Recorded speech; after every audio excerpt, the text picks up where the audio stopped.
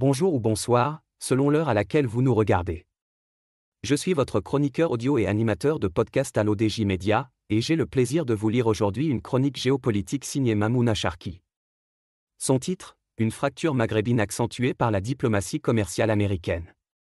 Une analyse claire et tendue des nouvelles lignes de fracture au Maghreb.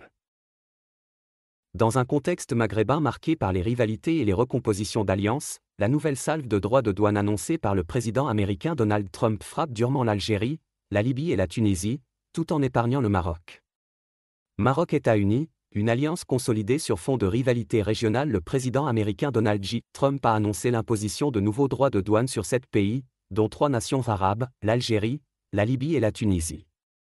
Cette décision, qui prendra effet le 1er août prochain, a surpris la communauté internationale et relance le débat sur la politique commerciale américaine et ses répercussions géopolitiques, notamment au Maghreb.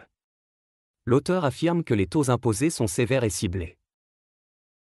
Les tarifs annoncés par l'administration Trump sont particulièrement sévères, 30% sur les exportations de l'Algérie et de la Libye, et 15% sur celles de la Tunisie vers les États-Unis.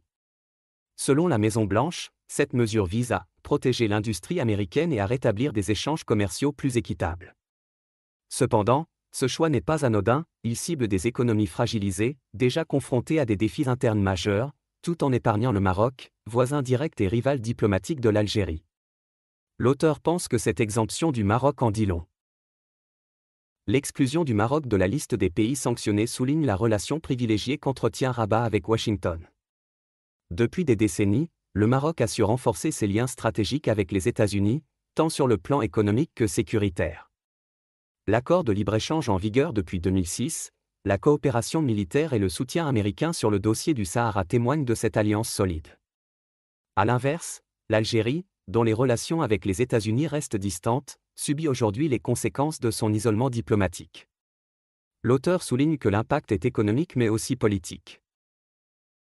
Pour l'Algérie, la Libye et la Tunisie, ces droits de douane représentent un coup dur. La hausse des coûts d'exportation vers le marché américain risque de fragiliser davantage leurs économies, d'augmenter le chômage et de réduire leur attractivité auprès des investisseurs étrangers.